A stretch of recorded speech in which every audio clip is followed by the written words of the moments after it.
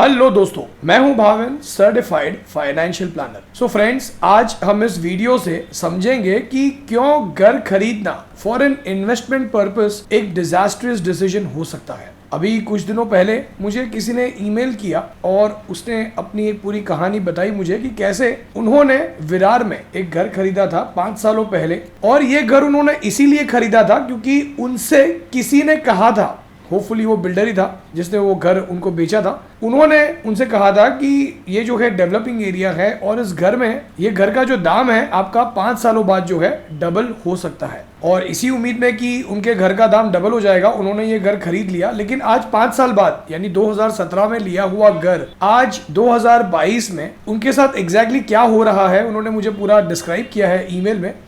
तो मैंने सोचा कि ये केस स्टडी हो सकती है उन लोगों के लिए जो बिना किसी को कंसल्ट किए ऐसे ही किसी की भी सुन के अपने आप ही जो है कोई भी फाइनेंशियल डिसीजन ले लेते हैं और उन्हें लगता है कि हमें किसी की एडवाइस की ज़रूरत नहीं है और हम सब जानते हैं। तो होपफुली ये भी उन्हीं में से एक थे जिन्होंने मुझे ईमेल भेजा है। तो लेट्स सी कि एग्जैक्टली उनके साथ हुआ क्या था। तो सबसे पहले तो उन्होंने 2017 में जो है घर खरीदा विरार में 48 लाख रुपीस का। अब उस समय पे उन्होंने डाउन पेमेंट दे दिया जो है अप्रोक्सीमेटली 15% का, या आप कह सकते हो 7,20,000 रुपीस का। और उन्होंने जो लोन लिया, लोन की वैल्यू थी अप्रोक्सीमेटली 40,80,000 रुपीस। और हम ये उम्मीद कर रहे हैं कि एवरेज उनका जो रेट ऑफ रिटर्न है वो 8.5% रहा होगा, क्योंकि उन्होंने जब लोन लिया था तब रेट थोड़ा ज्यादा था, फिर रेपो रेट्स कम हो गए तो रेट कम भी हो गया, और अब दोबारा से जो है उनका रेट जो है वो बढ़ते जा रहा है। तो हम ये एवरेज पकड़ के चल रहे हैं कि 8.5% के हिसाब से वो ईएमआई चुका रहे हैं। अब यहाँ पर 20 सालों का टेन्योर अगर है तो लोन की ईएमआई जो है उनकी वो बनती है 35,407 रुपीस पर मंथ। अब 5 सालों बाद, अब दोस्तों जस्ट आपकी जानकारी के लिए मैं आपको बता दूं कि इन 5 सालों में उन्होंने बैंक को जो है इस लोन पर कितना इंटरेस्ट दिया है 60 मंथ्स में। तो देखिए ये है 60 मंथ्स, उन्होंने 60 मंथ्स में बैंक को टोटल 16,40,000 रुपए का जो है इंटरेस्ट बैंक को चुकाया है। ये सिर्फ आपकी जानकारी के लिए है, ये कहीं पे भी रिलेवेंट नहीं है, लेकिन फिर भी आपको पता होना चाहिए कि उन्होंने इतना इंटरेस्ट दिया है बैंक को। प्लस अगर आप ये भी देखोगे तो लोन की आउटस्टैंडिंग आज के डेट में है अप्रोक्सीमेटली 35,85,000 रुपीस। ये अंदाजे से थोड़ा बहुत यहाँ वहां हो सकता है। तो अभी आज जब 5 साल बाद जब वो ये घर बेच रहे हैं तो उन्हें अनफॉर्चुनेटली 50 लाख रुपए ही मिल रहे हैं, लेकिन उस 50 लाख रुपए में से भी जो है उन्हें अप्रोक्सीमेटली 70,80,000 रुपीज जो है घर बेचते समय जो खर्चा होता है वो देना पड़ रहा है, बिकॉज ब्रोकरेज चार्जेस ये वो। तो उनके हाथ में अराउंड 49,20,000 रुपीज ही आ रहा है। यानी अगर हम एक्चुअल अप्रिसिएशन देखें इन 5 सालों में दोस्तों,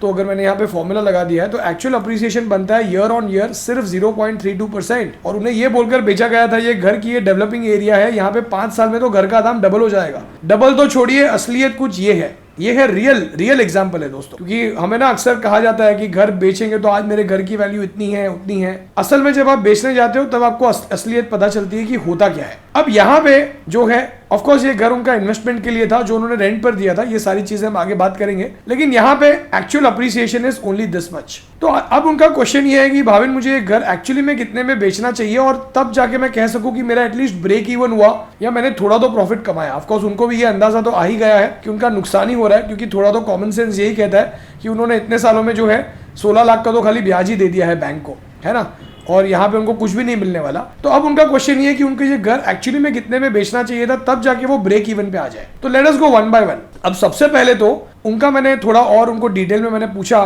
कुछ फिगर्स मुझे बताइए, तो उन्होंने मुझे कुछ ऐसा बताया कि 7,20,000 रुपीज तो उन्होंने डाउन पेमेंट दे ही दी थी, प्लस उनका कुछ अराउंड 2 लाख रुपए का अदर एक्सपेंसेस भी हुआ था, जहां पे उन्होंने शायद घर खरीदते समय ब्रोकरेज दे दी थी, शायद जीएसटी पे किया था, या जो भी है, जो भी उस समय पे उन्होंने पे किया था। और यहाँ पे आई थिंक उन्होंने अब तक तो मुझे जो उन्होंने घर में थोड़ा बहुत जो फर्नीचर वगैरह करवाया उसका कॉस्ट तो उन्होंने मुझे अब तक बताया भी नहीं है। ठीक है, तो हम ये अज्यूम करके चलते हैं कि उन्होंने 5 साल पहले 9,12,000 रुपीज जो है दिए थे। अब यही 9,12,000 रुपीज अगर वो नहीं देते घर खरीदते समय, और अगर वो 7% मान लेते उन्होंने किसी ऐसे इंस्ट्रूमेंट में पैसे डाल दिए जहां पर उनको 7% का रिटर्न मिला टैक्स काटने के बाद, यानी उन्होंने टैक्स भी भर दिया और उनको 7% का रिटर्न मिला, may be a debt fund और अ हाइब्रिड फंड और व्हाटएवर, लेकिन 7% का उनको अगर अंदाजे से रिटर्न मिला होता तो 5 साल बाद इन 9,12,000 रुपयों की वैल्यू होती 12,79,000 रुपीज। अब यहां पर ये तो हो ही गया, प्लस उन्होंने जो ईएमआई भरी बैंक को, जो कि 35,407 रुपीज की जो उन्होंने ईएमआई भरी फॉर अराउंड 60 मंथ्स, और उन्होंने मेंटेनेंस भी पे किया।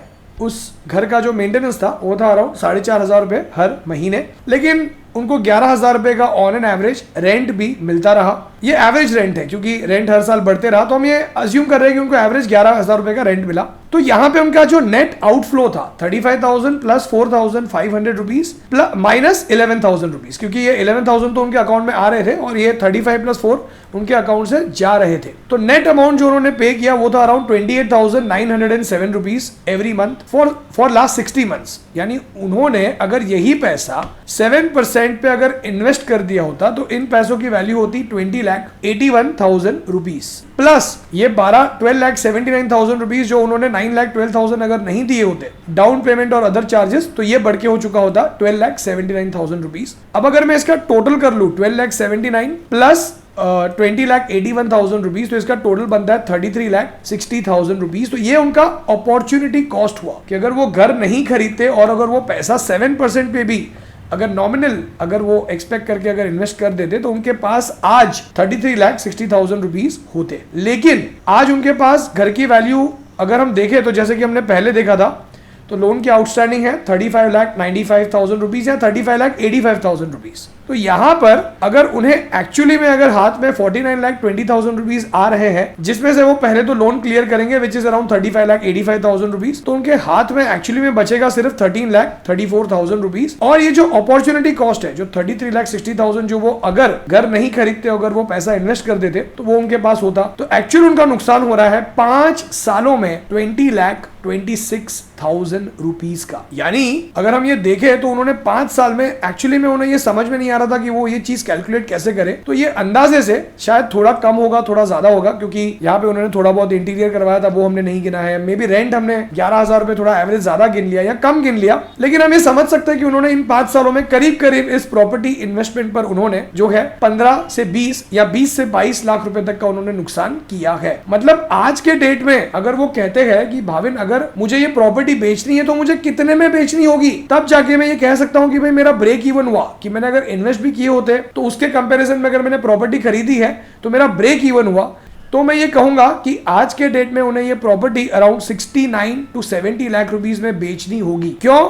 क्योंकि वो लोन जो आउटस्टैंडिंग है वो चुकाने के बाद भी जो ये अपॉर्चुनिटी कॉस्ट था वो भी अगर वो कमा लेते इस प्रॉपर्टी से, तो हम ये कह सकते हैं कि 69 to 70 लाख रुपीस में प्रॉपर्टी बेचने पर उनका वो ये कह सकते हैं कि भाई प्रॉपर्टी खरीदना या इन्वेस्टमेंट करना एक समान था। और अगर वो ये 70 लाख रुपीस से ज्यादा मान लो 75 लाख 80 लाख रुपीस अगर वो निकाल लेते हैं तो हम ये कह सकते हैं कि प्रॉपर्टी में निवेश करना वॉज अ बेटर ऑप्शन। लेकिन आज के डेट में उनको 69 तो छोड़ो, जो है उन्हें 50 लाख रुपीस भी पूरे हाथ में नहीं आ रहे, यानी उन्होंने इस प्रॉपर्टी पर बहुत बड़ा नुकसान कर दिया। अब होता क्या है ना दोस्तों, अक्सर लोगों को ये लगता है कि हमें फाइनेंशियल प्लानर की जरूरत क्यों है, हम तो म्यूचुअल फंड में एसआईपी कर रहे हैं, 2,500 म्यूचुअल फंड स्कीम है, कोई भी 5 फंड उठा लो और उनमें इन्वेस्ट कर लो, हमें रिटर्न तो मिल ही जाएगा। लेकिन ये हकीकत नहीं है दोस्तों। ऐसी कई सारी स्कीम्स है जिन्होंने कोई भी रिटर्न नहीं दिया है या बहुत ही नॉमिनल रिटर्न दिया है। तो ये तो पहली बात हो गई। उसके बाद you have to understand your risk appetite, कि आपको कौन सा इंस्ट्रूमेंट यूज करना है। थर्डली, जब आप कोई ऐसा बड़ा डिसीजन लेते हो कि प्रॉपर्टी में निवेश करना है या नहीं करना है, हमें रेंट पर रहना चाहिए, हमें या घर खरीदना चाहिए, तो क्या ये घर खरीदने से हमारे बाकी गोल्स जैसे रिटायरमेंट, बच्चों की एजुकेशन इंपैक्ट होगी या नहीं। जैसे इन्होंने एक डिसीजन ले लिया था 5 साल पहले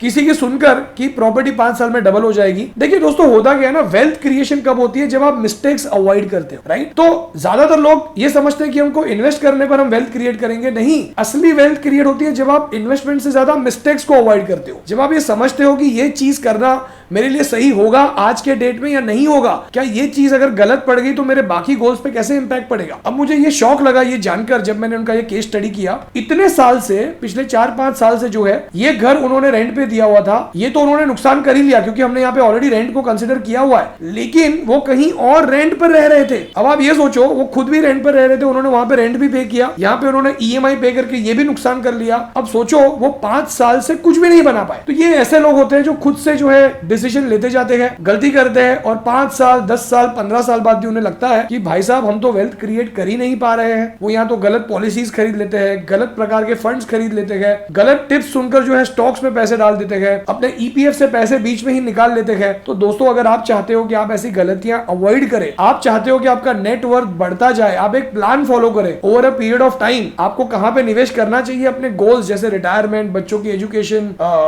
वेकेशन पर जाना, घर खरीदना, कार खरीदना, क्या सही होगा, तो आप मुझे व्हाट्सएप कर सकते हो आपकी स्क्रीन पर इस नंबर पर अपना पर्सनल फाइनेंशियल प्लान बनवाने के लिए। तो दोस्तों उम्मीद करता हूं कि आपको इस केस स्टडी से कुछ सीखने मिला। आप अगर हमारे चैनल पर वीडियो पहली बार देख रहे हो, अब तक आपने सब्सक्राइब नहीं किया तो कर लीजिए। हम हर संडे और वेडनेसडे एक ऐसा ही वीडियो हम अपलोड करते हैं जहां पर हम आपके फाइनेंशियल लिटरेसी को हम बढ़ाने की कोशिश करते हैं और आपके लाइफ पे हम वैल्यू ऐड करते हैं सो दैट आप ऐसे डिसीजंस ना लो और आप वेल्थ क्रिएट कर सको। उसके अलावा अगर आप चाहे तो आप हमारी वेबसाइट theartofwealthbuilding.com पर भी विजिट कर सकते हो। आप हमें इंस्टाग्राम पर the art of wealth building search करके भी फॉलो कर सकते हो। तो दोस्तों आज के लिए इतना ही। उम्मीद करता हूं कि आपको कुछ सीखने मिला और अगर आप कोई ऐसी गलती करने जा रहे हो तो आप ऐसी गलती नहीं करोगे। देखिए दोस्तों जो डेवलपर है वो तो आपको घर बेचने के लिए वो घर बना रहा है, तो वो तो कुछ भी बताएगा 5 साल में डबल हो जाएगा, 4 साल में डबल हो जाएगा। यूजुअली होता ही है ना कि ये जो डेवलपर्स है ना ये पहले से ही फ्यूचर अप्रिसिएशन को प्रेजेंट वैल्यू में फैक्टर इन कर लेते हैं और उसके बाद ही घर का दाम आपको कोट करते हैं, राइट। तो आपको लगता है कि अरे घर का दाम डबल हो जाएगा, लेकिन वो यूजुअली करते क्या है कि फ्यूचर वैल्यू को प्रेजेंट वैल्यू में लेके आते हैं और फिर वो आपको घर को बेचते हैं। वो भी स्मार्ट होते हैं, वो बिजनेस कर रहे हैं, राइट। वो कोई नुकसान नहीं करने बैठे। तो आपको इन चीजों का ख्याल करना है, आपको स्मार्ट बनना है, आपको जागरूक रहना है। दोस्तों आज के लिए इतना ही। Thank you so much for your time. Wishing you all a very happy new year. God bless you.